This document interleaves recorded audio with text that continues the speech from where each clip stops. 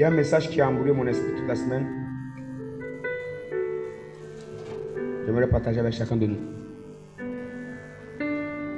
Et de nature, chaque fois que Dieu donne une prophétie ou un message, je ne prends pas le message pour les autres. Je ne prends pas la prophétie pour les autres. Je prends d'abord le message pour moi-même. Je prends d'abord la prophétie pour moi-même.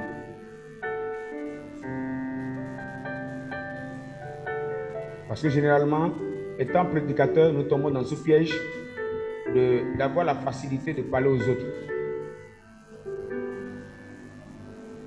Et ce qui fait qu'on peut rencontrer des prédicateurs qui vivent mal et qui prêchent la sainteté, qui ont la facilité de parler aux autres. Que Dieu nous aide afin qu'on ne fasse jamais partie de cela. Amen. Les hommes sans alliance.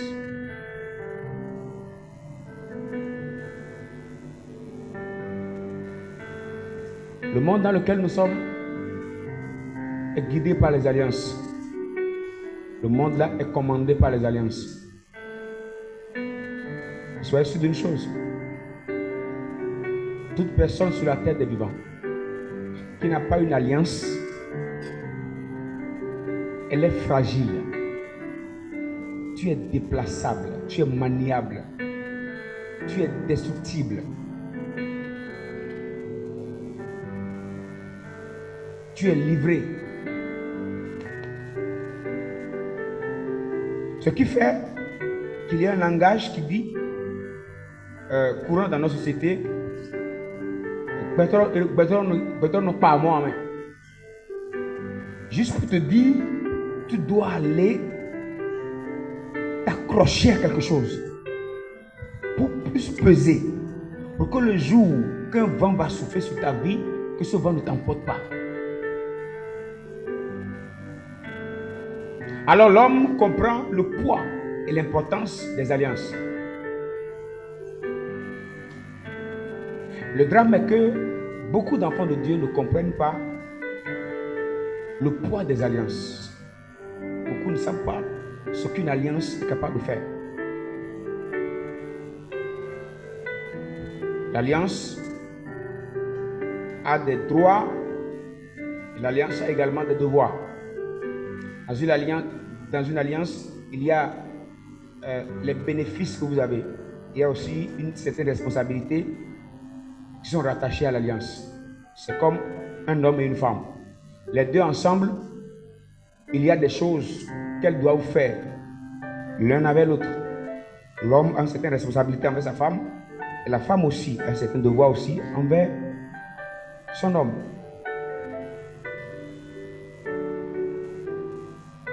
Ce matin,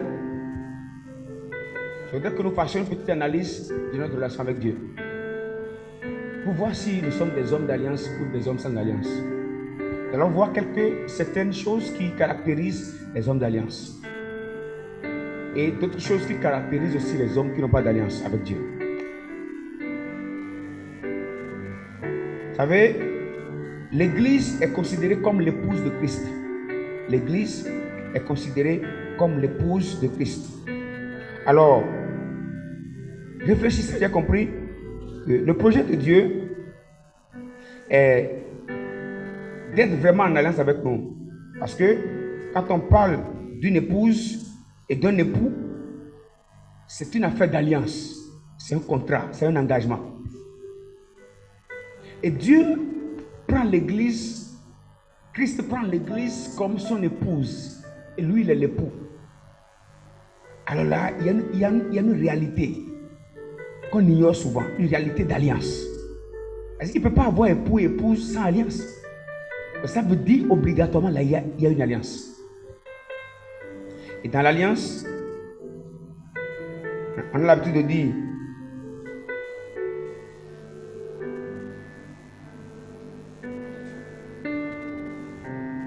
je te promets fidélité,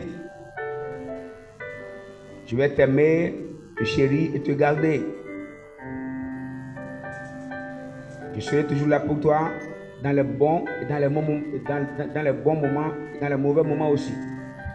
Dans la santé comme dans la maladie. Dans la richesse comme dans la pauvreté. Et nous finissons souvent par dire jusqu'à ce que la mort nous sépare.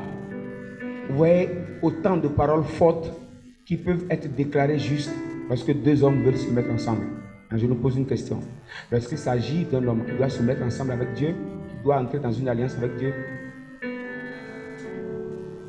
ça veut aussi dire que ces paroles sont aussi valables. Nous sommes en alliance avec Christ pour le meilleur et pour le pire. Dans la santé comme dans la maladie. Dans la richesse comme dans la pauvreté. Et normalement aussi, jusqu'à ce que la mort nous sépare. Ça veut dire, je n'aime pas Christ ou je n'aimerai pas Christ seulement lorsque Christ me bénit. Dans la richesse comme dans la pauvreté, je dois lui rester fidèle et attaché. Dans la santé comme dans la maladie, je dois lui rester attaché. Dans les bons comme dans les mauvais moments, je dois lui rester attaché. Et c'est ce que ça doit être dans notre marche avec Dieu. Je prie ce matin que le Saint-Esprit nous aide à comprendre mieux le plan de Dieu pour notre relation avec lui, au nom de Jésus. Quelqu'un peut me prêter 15 minutes de son temps ce matin? Je te prie d'écouter ce message avec beaucoup d'attention. Et ça nous fera du bien. Et l'alliance est un engagement solennel qui nous oblige à faire des choses. Et parfois même des choses contre notre volonté. Dans une alliance, on ne fait pas seulement ce qu'on a envie de faire. Demandez à une femme si elle prépare toujours parce qu'elle a envie de préparer. La femme ne prépare pas toujours parce qu'elle a envie de préparer. Elle prépare juste par responsabilité, par devoir. Ça veut aussi dire, dans notre marche avec Dieu, il y a des choses que nous allons faire. Pas parce qu'on a envie de le faire, mais on doit le faire par responsabilité. Et il est important pour l'enfant de Dieu de comprendre le poids de l'alliance, de son affiliation avec Dieu. Dans le foyer, papa ne donnera pas toujours l'argent parce qu'il a envie de donner. Parfois, moi-même le berger qui vous parle, je renfrogne la mine, mais elle dit, c'est pas ton visage, on regarde. On n'a pas besoin de ton visage. On a besoin de ce que ça de ta poche. Point. Et si tu déposes, tu continues ton chemin. Parce qu'il y a les obligations de la maison qui sont là. Donc dans l'alliance, il y a des choses qu'on fait malgré soi. Parce que c'est les obligations de l'alliance. C'est les obligations de l'alliance. Et dans notre marche avec Dieu, il y a des choses que nous devons faire. Pas parce qu'on a envie de le faire, mais à cause de notre affiliation, à cause de l'engagement que nous avons avec Dieu. Et le drame est que plusieurs sont chrétiens, mais ils n'ont aucun engagement avec Dieu. Aucun. Aucun. Plusieurs viennent à l'église, mais ils n'ont aucun engagement. Aucun. Ils ne doivent rien à Dieu. Même pour eux, c'est Dieu qui le doit. Une alliance dans laquelle toi tu ne fais rien et tu n'as aucune obligation, mais c'est seulement le deuxième côté qui fait tout et qui doit tout. Et lorsque de l'autre côté, on ne voit pas tout, en même temps on change de visage et on pose des actions juste pour dire qu'on n'est pas d'accord. Alors que de notre côté, ce qui est aussi de notre devoir vis-à-vis de Christ qui est notre amoureux, nous ne le faisons pas. Et ce matin, je voudrais amener chacun de nous à réfléchir à une chose. Je voudrais qu'on se pose des questions sincères. Dis-moi ce matin, quels sont tes engagements envers Dieu? Je ne parle pas de ton voisin, je parle de toi. Je ne parle pas de ton mari, je parle de toi. Je ne parle pas de ta femme, je parle de toi. Je ne parle pas de ton papa, je parle de toi. Je ne parle pas de tes enfants, toi. As-tu un engagement envers Dieu que tu es obligé de satisfaire malgré toi? As-tu un engagement? Parce que l'alliance est un engagement. L'alliance est un engagement.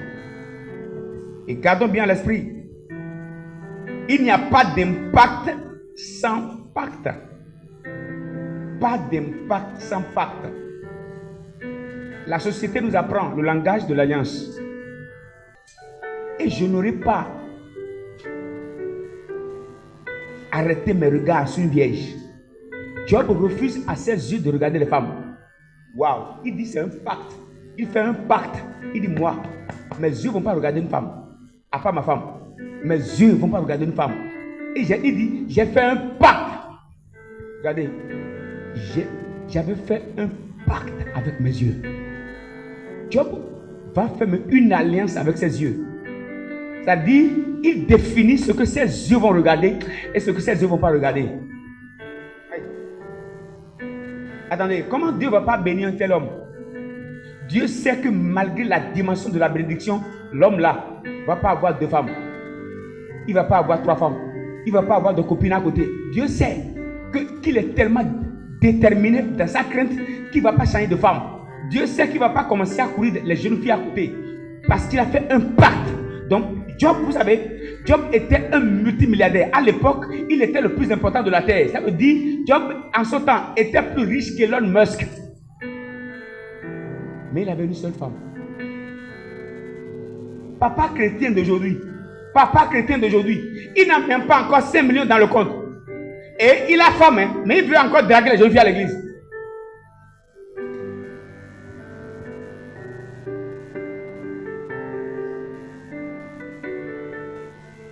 Le jeune garçon qui gagne 200 000, qui gagne 200 000, 300 000. Oh, et qui peut se dire, mais nous venons nous faire les balles. Qu'est-ce qu'on dit? Bon, collecte ton. Et le dessous, bébé, c'est une crédit. Un crédit au moins 10 000 par mois les menus. Et vous voyez? Et c'est le type de chrétien qui veut dominer la société. On veut dominer où?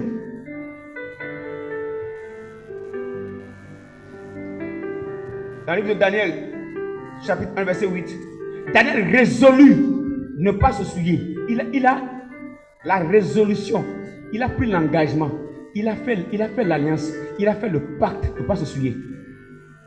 Attendez, combien de chrétiens aujourd'hui peuvent prendre des résolutions, dire moi je ne vais pas me souiller?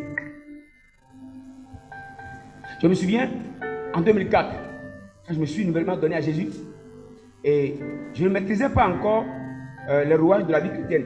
J'ai vu 2 jeunes filles comme ça dans le quartier. J'ai dit à un ami, aide-moi à voir les jeunes filles là. J'ai un frère en Christ. Elle dit à un frère en Christ de m'aider à voir les jeunes filles là. Il dit, mon ami, en Christ, il n'y a pas ça. Il dit comment? En Christ, il n'y a pas ça comment? Il dit non. En Christ, il n'y a pas ça. Il dit, oh, si j'étais informé, elle est restée au moins un peu là. En fait, je pensais que la sanctification était une pète. Le jour là, le frère m'a dit non. Il m'a dit non, ce n'est pas une pète, tu as gagné. Parce que ceux qui vivent dans le péché ne gagnent rien. Ils perdent. Leur destinée s'écroule. Ils s'épuisent en pensant qu'ils font du plaisir. Ils s'épuisent. Ils épuisent leur éclat. Ils épuisent leur destinée, mais ils pensent qu'ils font la vie. Et c'est là, marchant, j'ai dit, Seigneur, je te fais l'engagement. Le jour que je touche une femme avant mon mariage, qu'elle tombe enceinte et que tout le pays soit informé.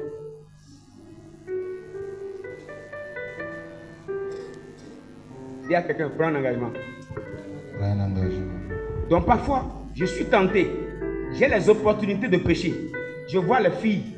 Mais quand je les regarde, je me souviens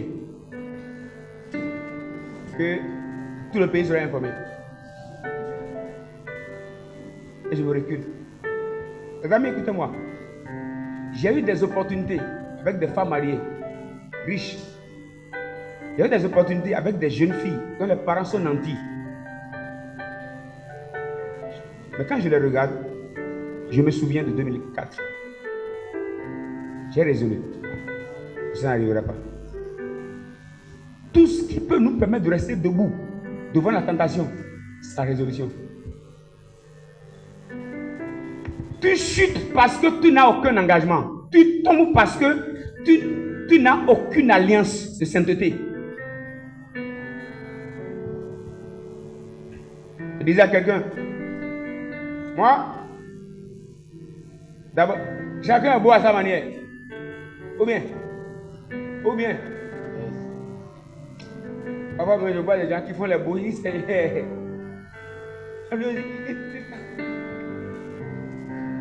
faut laisser, laisse tomber. En tout cas, chacun est beau à sa manière. Nous, femmes mariées, nous poursuivent et on fuit avec voiture. On nous salue, on refuse de répondre.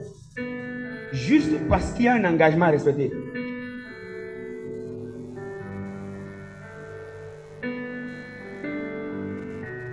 Moi, j'ai eu des opportunités pour étudier. Juste pour être un instrument de plaisir. Maintenant, je me souviens un jour, j'étais allé dans le bureau d'une femme. Elle me regardait comme ça. Et toi là, dans mon cœur, Seigneur, elle bien bureau, Seigneur. Oh Père, oh Seigneur, s'il te plaît, Seigneur, oh Seigneur, il m'avait suivi au fil. Ah, pour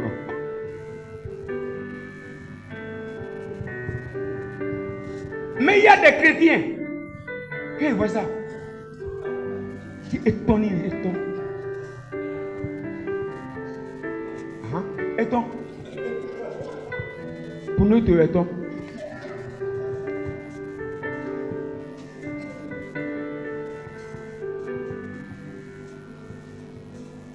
Je me suis croisé dans un magasin d'une banque avec un prestataire de la banque quand j'étais là-bas. Il m'a regardé. En ce temps, il était plus clair que ça. Bien plus beau. Plus frais. Quand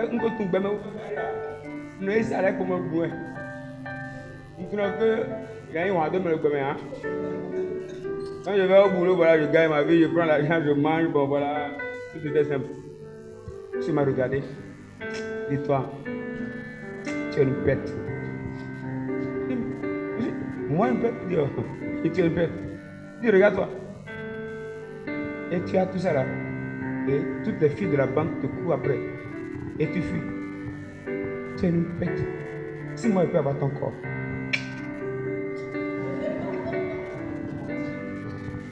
Dégâts qu'il va faire. On a pris l'engagement de rester fidèle à Dieu. On a pris l'engagement d'être fiable, d'être constant. Je bénis Dieu jusqu'à aujourd'hui et jusqu'à demain. Ça ne changera pas. Ah oui, jeune fille, entourez-moi comme des pigeons ou pigeonnes. Je ne vous vois pas comme jeune fille. Je vous vois comme des oiseaux.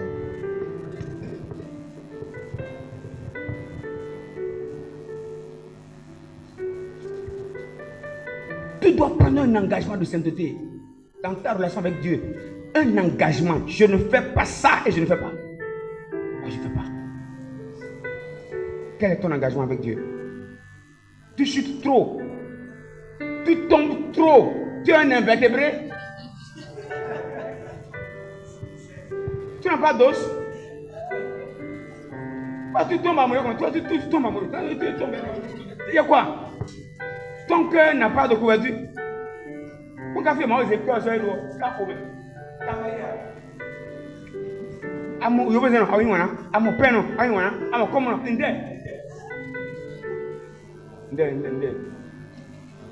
ça oui. Des voyants, ça oui. Ça oui. Nous voulons regarder. On doit prendre l'engagement. d'être stable dans notre marche avec Dieu.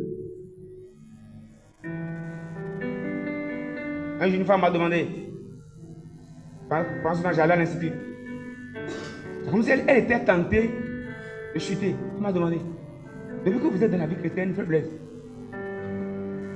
vous avez déjà chuté combien de fois? J'ai bien le Seigneur, je n'ai pas chuté. Et il a dit à moi, j'ai bien le Seigneur.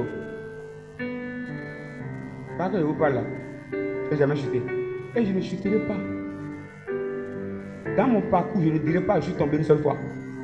Au nom de Jésus. Non, non, on ne va pas gâter l'histoire. On va raconter l'histoire galamment. À 50 ans de mariage, je vais dire à mes enfants, c'est possible d'avoir une seule femme, d'aimer une seule femme, de vieillir avec sa femme et de ne pas tomber avec une autre femme. Nous allons prouver que c'est possible. Pourquoi la société veut nous faire croire que ce n'est pas possible? Qui lui a dit ça? Nous, on va écrire, on va leur dire que c'est possible. Mais il faut qu'on soit engagé. C'est un engagement qu'on prend. Comme le dit un savant, le mariage, avant d'entrer dans le mariage, c'est comme si vous allez dans un jardin où il y a plusieurs fleurs. Et vous prenez une seule fleur. C'est l'homme que vous avez choisi. C'est la femme que vous avez choisi. Et après avoir pris cette fleur, sortez du jardin. Parce que les belles, il y en a toujours. Les beaux, il y en aura toujours. Il y en avait eu avant vous. Et après, il y en aura encore. Donc tu prends, tu sors du jardin. Que Dieu nous aide. Quel est ton engagement? Sur le plan de la prospérité, vous avez beaucoup de chrétiens qui veulent être prospères, riches. Mais quand vous analysez leur vie, ils n'ont aucun engagement de prospérité. L'engagement de prospérité constitue à savoir comment semer, comment faire les business du royaume. Ils ne savent pas. Ils ne savent pas. Ils ne savent pas. David dit, je ne donnerai pas à l'Éternel ce qui ne me coûte pas. Tellement nanti, il est tellement conscient de la réalité de la prospérité que tout ce qu'il avait de précieux, c'est à Dieu. Quand lui trouve une chose qui lui coûte, c'est à Dieu. Mais le chrétien du 21e siècle, pour lui, là, quand il donne, c'est qu'il veut mourir. C'est qu'il ne lui reste plus d'espoir.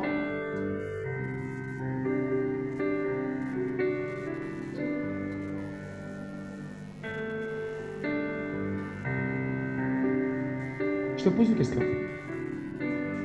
Entre ton enfant et Dieu, qui prend plus d'argent dans un mois?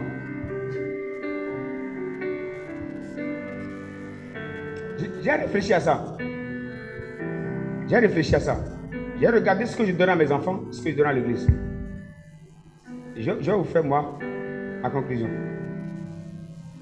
Ton loyer coûte combien? Et combien tu donnes à l'église? Combien tu donnes à Dieu? Écoutez, moi j'ai pris un engagement. Mon loyer n'a jamais le droit de dépasser mes offrandes à l'église.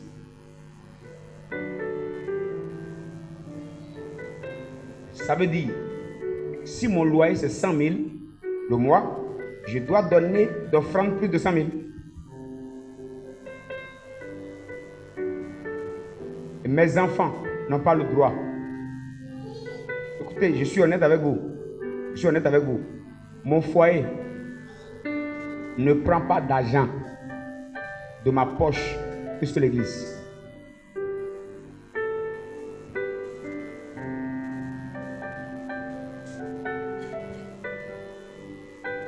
Depuis un bon moment, moi j'ai résolu. Ok, je vous parle en frère. J'ai classé mon offrande avec Dieu. Les amis, je ne dois pas donner un dimanche offrande de moins de 20 000. C'est classé, c'est classé. Et je travaille pour ça, ne rate pas. Je peux rater l'argent de popote. Mais moi, mon enfant ne rate pas. Je peux rater. Je peux donner 300 aux enfants pour aller acheter comme. Moi, mon enfant, on ne touche pas à ça. Ne touche pas à ça. Ne touche pas à ça. C'est la base de ma prospérité. Ma base, c'est ma base. Écoutez-moi bien. Jésus, c'est ma base. Jésus, c'est ma base. Jésus, c'est ma base. Jésus, c'est tout ce que moi j'ai. Voilà pourquoi allons revoir encore notre alliance avec Dieu. Plusieurs viennent à l'église, ils n'ont aucun engagement avec Dieu. Ouais. dit dans une semaine, intersemaine, je ne dois pas donner offrande moins de 5 000. Et je lutte pour l'avoir. Il m'arrive de prêter pour donner. C'est mon engagement. Écoutez, Mikweso, Ganso, rien, Oya Kotonui, il y a des choses qui ne trahissent pas. Tu as un engagement dans ton offrande, ou bien c'est ce que tu trouves que tu donnes. En Djehenou, à Djakeno no mosquée, Djakaso Abila Homen, Yogbe. Ngoyan Djakasa Mza Homen. Mosquée en Zedo. En Djehenou, à Djakeno mosquée, tu n'as aucun engagement d'offrande. Donc c'est ce que tu trouves que tu donnes. Ok, ce que Dieu trouve, il te donne.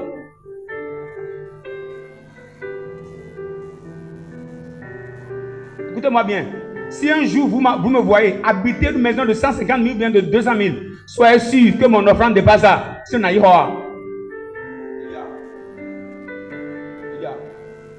ça, c'est un Dieu.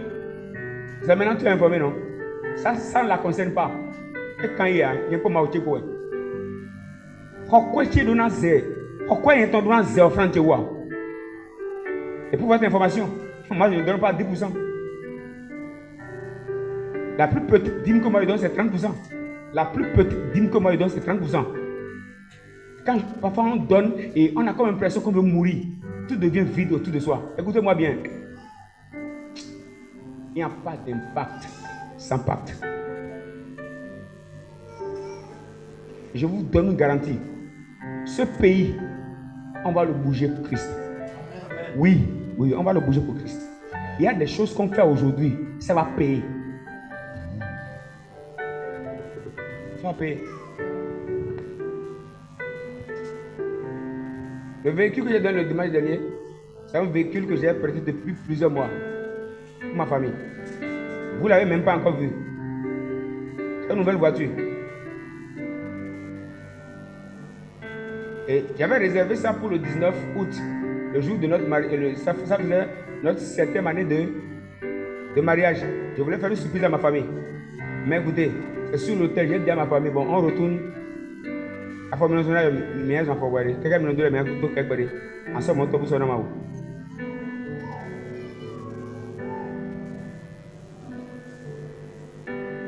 Le véhicule, je vais le donner à un pasteur. Il va rouler.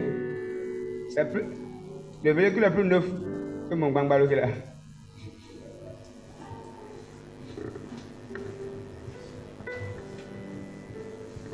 Quel engagement tu as avec Dieu? Tu fais des sacrifices, tu poses quelle action? Il y a des chrétiens qui n'ont aucun engagement. Aucun. A dit, il veut, il donne. Il veut pas, il ne donne pas. Comme un monsieur qui est venu ici un jour, et tant que il a donné 2000. Il allait se prendre à qui je sais. Que comment dans le culte, on lui a pris tellement d'argent. On lui a pris jusqu'à. C'est à la fin du culte, il a remarqué que les 2000 sont terminés. Non, l'église là, il a pris trop d'argent sur les gens. 2000 est terminé.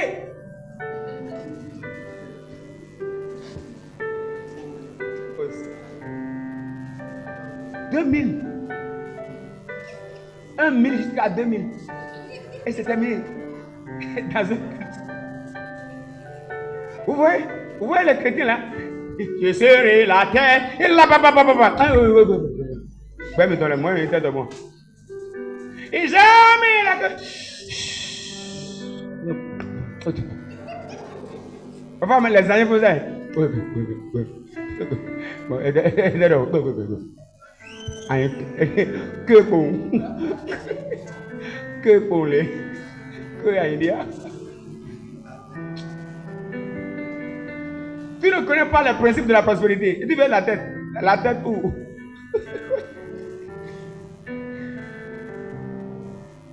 Que bon. Que même à Chousi, parce que vous avez à Chousi, des filles, vous avez faim. Même dans l'accueil, il sera l'accueil de l'accueil. Je te pose une question ce matin. Tu as un engagement de finance avec Dieu? Peut-être même après l'action du dimanche, il y a certains qui ont regretté.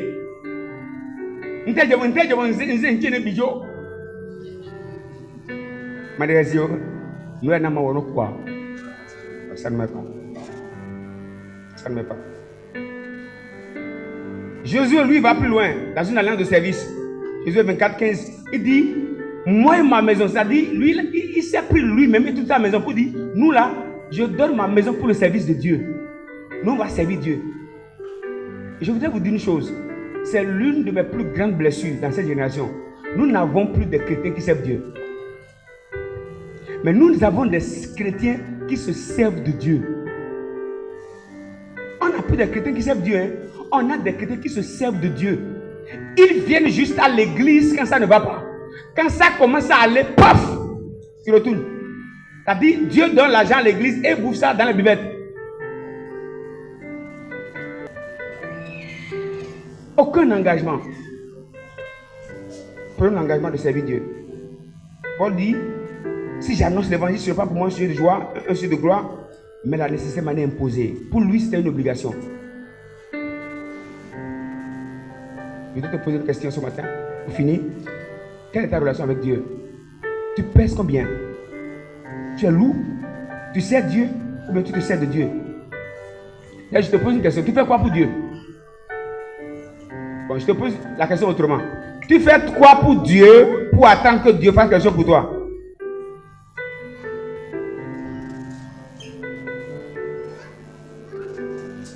Vous allez voir des chrétiens.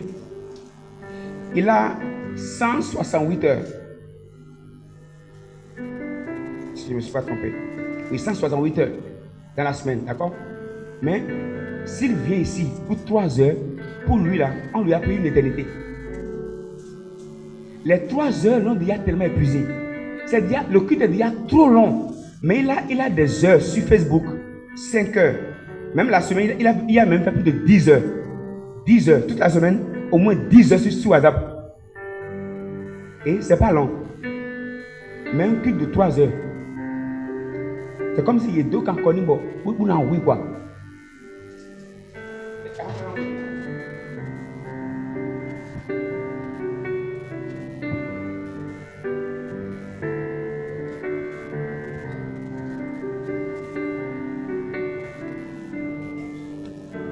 Mais non, il y a un film, non, moi.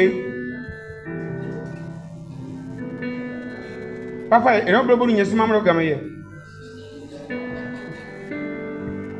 ça. Les 3 heures ou bien 2 heures de culte, c'est déjà trop. On dit gadi. Et le pire même, ouais, une semaine là. Et le temps passé avec Dieu là, c'est déjà trop. Il est fatigué. Le chrétien qui préfère aller aux anniversaires qu'aller à l'église. Oh, tu préfères, tu es à l'aise. Les invitations aux funérailles le dimanche. Tu préfères aller. Après, faire à God dimanche ou à l'église. À quoi c'est ya? Tu t'en comme un peu. Voici que vous avez Jésus. Ne voici que vous avez Jésus bon saumon. Bon, à nous doit l'aise ou à God ou à l'église. Famille d'acier. Famille d'acier. Chrétien a signé à bien à Godi Marcelin.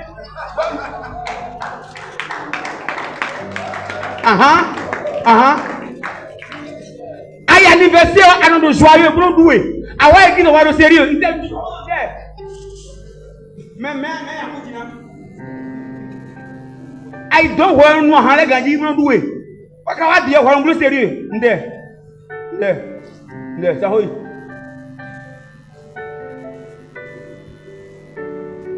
Le dimanche, tu préfères aller au village. C'est le dimanche où tu dois adorer Dieu là. Les engagements du village du dimanche, toi tu aimes ça. C'est un problème.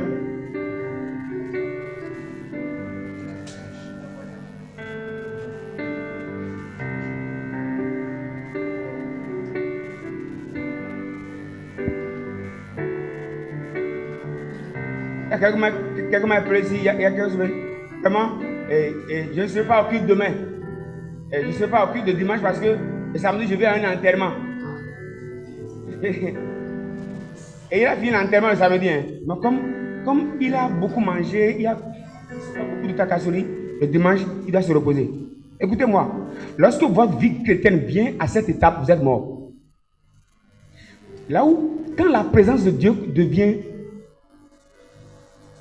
ennuyeuse, ça on dit, hey, c'est terminé. Il ne que moi église va me ennuyer. Moi aussi présence va me ennuyer. Nous nous mettons trop. Pas de délivrance. Non, je suis sérieux. On est en train de parler de notre relation avec Dieu. Tu viens à l'église, tu es fatigué. Tu dors. Même quand moustique crie à la maison, il se réveille. Même il dort. Avec tout ça, il dort. Moustique le réveille. Mais tout le bruit là, lui, il dort. Attendez. Comment on va appeler ça si c'est pas la sorcellerie? Yo, oui, bon, yo, flore, mais ça. Il faut qu'on se dise la vérité, les amis. Moustique le réveille. Et le gros micro avec les baffes n'arrive pas à le réveiller. Ça l'aide à dormir plus. Et c'est chrétien, lui-même il veut aller au ciel. Vous voyez d'où est Abraham? Abraham, tu le quartier.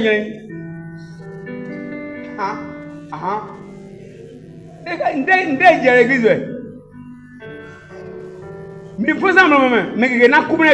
Et en fait, que ça, vous voyez, mais il y a un couple de zoomé. On est au couille, fille noire à dire. Aïe, à goyer ou église, fille en ordre. Aïe, anniversaire ou église, fille en ordre. Enfants de Dieu, ressaisissons-nous. Jésus revient. Je sais que ce matin, vous n'allez pas aimer ce message.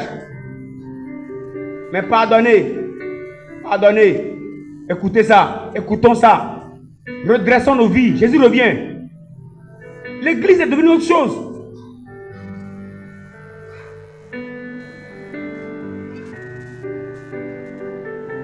Les gens viennent à l'église quand je ne prophétise pas pour eux. Ils se fâchent.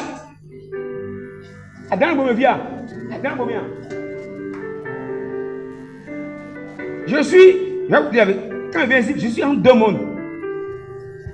Il y a des personnes, je prophétise, elles fuient. La prophétie leur fait peur. Ils disent que c'est diabolique. Ils disent que.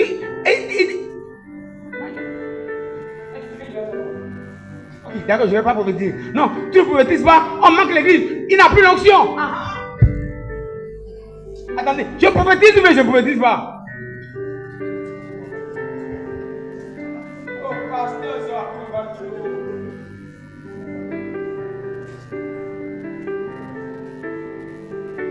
On dirige la prière chaudement. Ils disent non, on n'a pas besoin de ça. Il y a tout de bruit dans le culte. L'église, il y a tout de bruit. Ok, maintenant on fait le calmement. Ils disent non, il n'a plus l'onction, on va laisser la.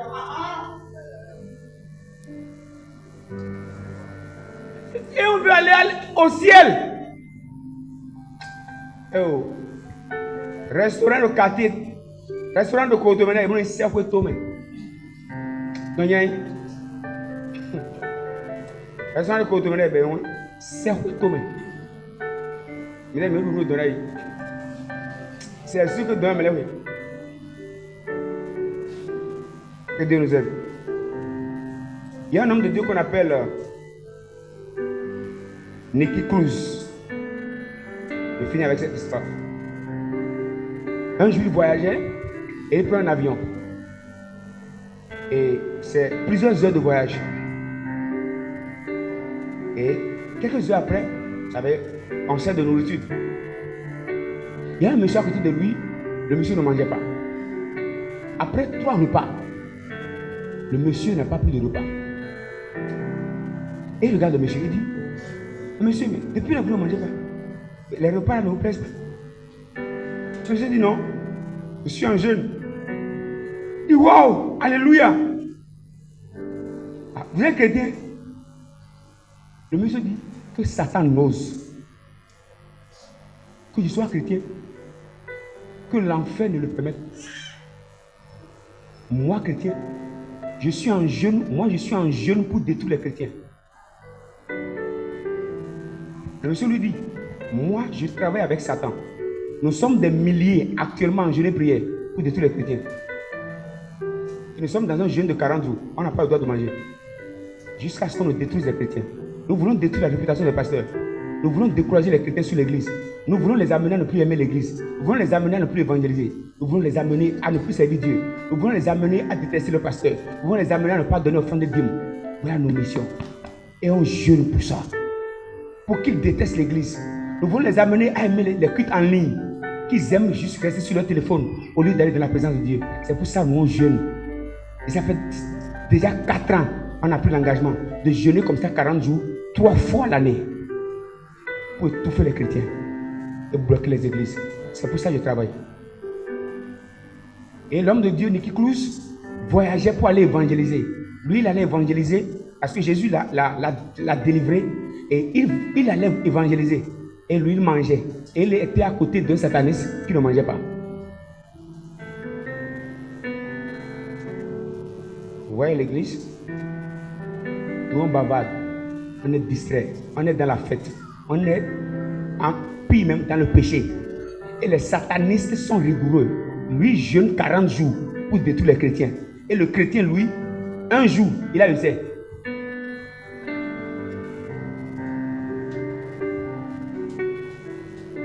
Les gens jeûnent 40 jours pour détruire les pasteurs. Pendant ce temps, écoutez-moi.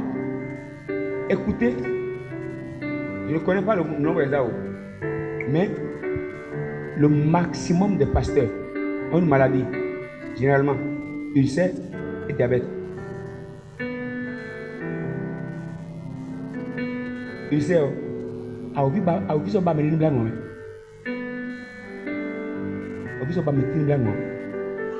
A zoé ton wa tole numbla on a dosé le mindeji. Minde ça c'est blague. Les satanistes sont en jeûne et prière de 40 jours pour détruire les chrétiens, pour fermer les églises. Pendant ce temps, les chrétiens sont à la maison.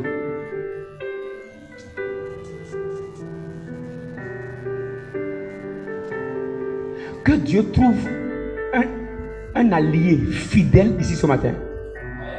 Aïe, aïe, aïe. Écoutez, notre royaume a besoin de représentants. Moi, j'ai décidé d'être un représentant du royaume. Si un sataniste me croise, il doit sentir qu'il a croisé un représentant du royaume. Et j'ai décidé de payer le prix pour ça. Garde ta dignité. C'est Dieu. C'est Dieu. C'est ma wigbe. Au victoire, il y a vos sorts. C'est Dieu. Ni amado alende hamawa. Betuna fuda. Betuna fuda. Betuna fuda. Azena zeuzi djena. Vodune. Obole. Et na tafu betwe. Nous ne connaissons pas betuna kmezienwen alende hamawa. Que Dieu nous aide.